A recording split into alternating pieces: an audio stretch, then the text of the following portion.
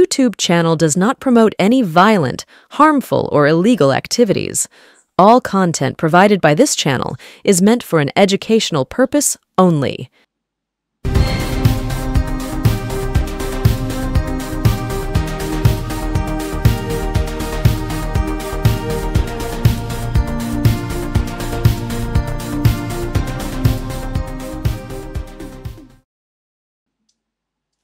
নমস্কার, আমি অরূপ সেনগুপ্ত। আপনারা দেখছেন আপনাদের প্রিয় চ্যানেল এনকে ডিজিটাল। উল্টো মাইক অনুষ্ঠানে আপনাদের সবাইকে স্বাগত।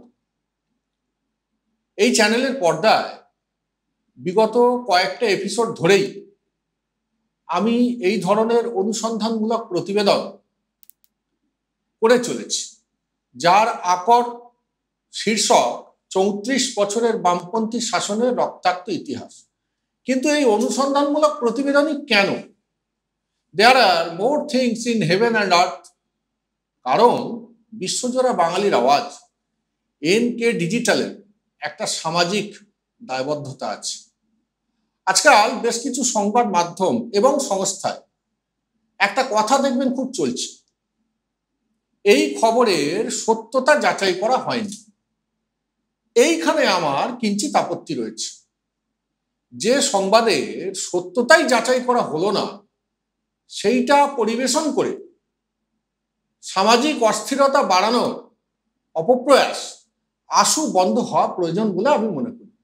আমাদের রাজ্যে সাম্প্রতিক অতীতে ঘটে যাওয়া একটি দুর্ভাগ্যজনক এবং বিচ্ছিন্ন ঘটনাকে কেন্দ্র করে আমরা দেখেছি এই জাতীয় অপপ্রয়াস, যা পরবর্তীতে ভিত্তিহীন বলেই জনমানসে বিবেচিত হয়েছে। এনকে ডিজিটাল এই ধরনের অপপ্রয়াসের পরিপন্থী, অর্থাৎ উল্টো মাইকে তাবাতকাল প্রচারিত হওয়া অধিকাংশ ঘটনাই বামপন্থীদের আমলে অবশ্যই সংঘটিত হয়েছিল এবং সেটা জনমানসে যাচাইকৃত। আর ঠিক এই কারণেই আলিমুদ্দিনে বসে কমরেডরা এখন গান ধরেছেন, শূন্য এ বুকে পাখি মোর, ফিরে আয় ফিরে আয়। অযথাই চিৎকার, শূন্যের হাহাকার।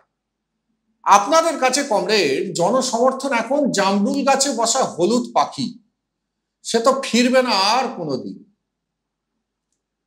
6 দশকের সময়কাল থেকে শিক্ষিত এবং অসভ্য বামপন্থী নেতারা, দেখুন, শিক্ষিত হয়েও অসভ্য হওয়া যায়, আবার একজন অশিক্ষিত সভ্য হতে পারে। কারণ শিক্ষা এবং সহবত এই দুটি ভিন্ন বিষয়। আমরা দেখেছি তাদের সংগঠিত হাড় হিম করা সন্ত্রাস। আমরা শুনেছি বিরোধীদের নেতা নেত্রীদের প্রতি অসংসদীয় ভাষায় আক্রমণ। 1967-তে অজয় মুখার্জির নেতৃত্বে এই রাজ্যে ক্ষমতায় আসে যুক্ত ফ্রন্টের সরকার, যার অন্যতম চালিকা শক্তি ছিলেন জ্যোতি বসু। ওই সময়কালে কলকাতায় অনুষ্ঠিত হয়েছিল প্রথম শিল্প ও বাণিজ্য সম্মেলন, অবশ্যই ছোট পরিসরে। এই সম্মেলনে উপস্থিত হওয়া তদানীন্তন বিড়লা গোষ্ঠীর প্রতিনিধিকে সিপিআইএম সমর্থকরা তাড়া করেন। প্রায় অর্ধনগ্ন অবস্থায় ছুটে পালিয়ে তিনি একটি হোটেলে আশ্রয় নেন এবং সেই রাতেই বিমানে চড়ে পালিয়ে বাঁচেন। এইটাকেই ধরা যেতে পারে এই রাজ্যে শিল্পোদ্যোগী বিতরণের সূচনা। দেখুন, ইতিহাস সে তো অতীতে ঘটে যাওয়া সত্য ঘটনারই দলিল। বাংলার মানুষ চিরদিনের তুলনায় অধিক রাজনীতি সচেতন এবং সেই কারণে দেশের স্বাধীনতা সংগ্রামে বাঙালি বিপ্লবীদের অবদান সবচেয়ে বেশি। আমরা এই জাতীয় অনুষ্ঠানের মাধ্যমে, অর্থাৎ এনকে ডিজিটাল, ছুঁতে চাইছি আজকের 18 রাজনৈতিক সচেতনাকে, যা তার কাছে হয়ে উঠবে নিরপেক্ষ ভোটদানের সোপান। আমাদের কেউ জেলে নেই, সরকারি দলের অনেকেই জেলে। এই বলে যে সকল নব্য কমরেডরা আস্ফালন শুরু করেছেন আজকাল, তাদের উদ্দেশ্যে একটা কথা বলি।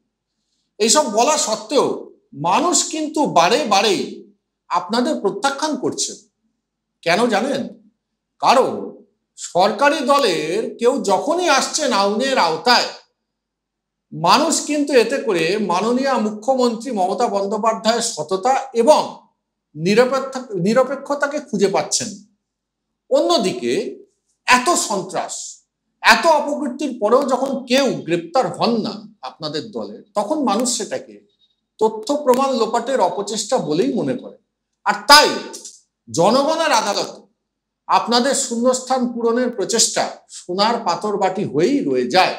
নিয়ে নিচ্ছি একটা ছোট্ট বিজ্ঞাপন বিরতি, ফিরে আসছি বিরতির পর, সঙ্গে থাকবেন। জয়গুরু রত্নভান্ডার জ্যোতিষ সেবা, এখানে গোল্ড মেডেলিস্ট জ্যোতিষী বসেন। হাই কোয়ালিটির আসল গ্রহরত্ন সবচেয়ে কম দামে এখানে পাওয়া যায়। স্থান বেলঘড়িয়া রানী পার্ক, বটতলা, 2 নম্বর রেলগেটের নিকটে। 9681345722 এবং 9007778922।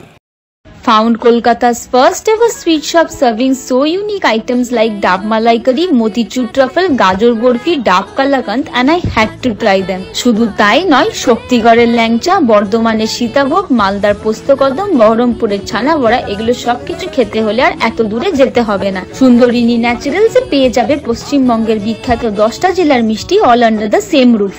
এদের বেস্ট সেলার্স কচি ডাবের শাঁস দিয়ে বানানো ডাব মালাইকারি আর কলা পাতায় মোড়া গুড়ের সন্দেশ পাতুরি আর মাস্ট ট্রাই।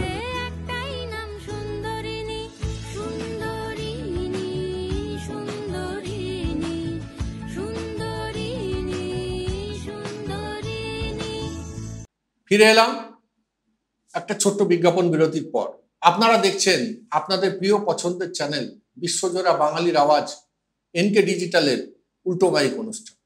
এইবারে ছোট আঙারিয়া সন্ত্রাসের অন্তিম এবং শেষ পর্যায়ে আমরা আসব। আগের এপিসোডের রেস ধরেই শুরু করি। মহামান্য আদালত অর্থাৎ হাইকোর্ট এই হত্যাকাণ্ডে সিবিআই তদন্তের রায়দানকালে আনলেন পক্ষপাতিত্বের অভিযোগ। আচ্ছা, কেনই বা আসবে না এই অভিযোগ? শুধুই কি বক্তার মণ্ডল? 4 জানুয়ারির রাতে বোমা গুলির আওয়াজ হেমনগরের অন্যান্য বাসিন্দারাও তো শুনেছিলেন, কিন্তু গড়বেতা থানা আর সিআইডি তারা কিন্তু বলল অন্য কথা। ওই রাত্রে নাকি পিকনিক হয়েছিল বক্তারের বাড়িতে।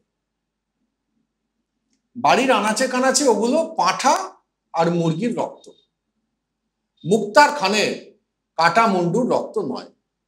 আর আগুন, সে তো ওই রান্না করবার সময় খড়ের বাড়ি, আগুন লেগে গেল।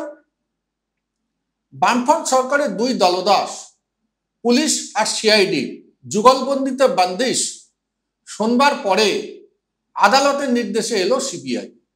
প্রথমেই বক্তারের বাড়ির বাঁশ ঝাড়ে পাওয়া রক্তের নমুনা সংগ্রহ করে তারা সেটির সাথে মুক্তার খানের 2 ভাই আক্তার আলী খান আর ইউসুফ খানের রক্তের মিল পেলেন। আর একজন নিহত শ্যাম পাত্রের বাবা নিমাই পাত্র আর বোন কবিতা পাত্ররও রক্তের মিল পাওয়া গেল বক্তারের বাড়িতে পড়ে থাকা রক্তের সাথে। সিবিআই 5 জনকে মৃত ঘোষণা করে দিল। সালতোরার হায়দার আলী মন্ডল, তিলডাংরার মুক্তার খান, যাদববাটির রবিউল ভাঙ্গি, তেলবেরিয়া শ্যাম পাত্র আর উর্মেদ। এমতাবস্থায় অভিযুক্ত প্রশান্ত পালকে প্রায় হাতে নাতে ধরে ফেলেছে সিবিআই। ঠিক এই সময় খড়কুসুমার লোকহাটা গ্রাম থেকে সশস্ত্র হারমাদরা সিবিআই দলের ওপর ঝাঁপিয়ে পড়ে ছিনিয়ে নিল প্রশান্ত পালকে। অসহায় সিবিআই পুলিশ সুপার গৌরব দত্তের কাছে ফোর্স চাইল। উনি সব শুনে মোবাইল সুইচ অফ করে দিলেন। পরদিন ভোর 5টায় সিবিআই পুলিশ লাইনে পৌঁছলেন প্রায় রাত 11টা। সারাদিন পর 3 জন কনস্টেবল পেলেন লাঠিধারী। এইটা কলকাতা হাইকোর্টের রেজিস্ট্রারকে লিখিত জানিয়েছে সিবিআই। মুখের কথা নয়, আমাদের কেউ জেলে নেই, বড়াই করছেন।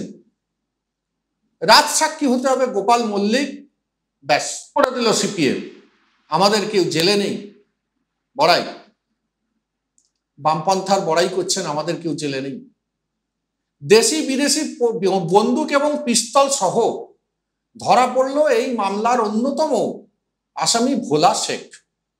সিবিআই মেদিনীপুর আদালতে পৌঁছানোর আগেই জেলা পুলিশ ভোলা শেখকে জামিনে ছেড়ে দেয়।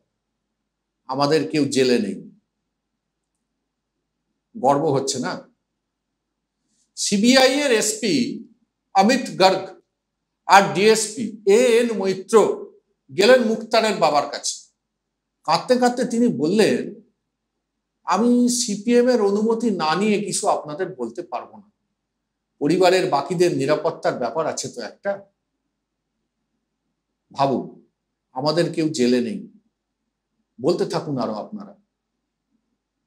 সালতোরার হায়দার আলী মন্ডল ওই ঘটনায় মৃত জেনেও ওনার স্ত্রী কাশ্মীরা বিবি শ্রাদ্ধটুকু করতে সাহস পেলেন না।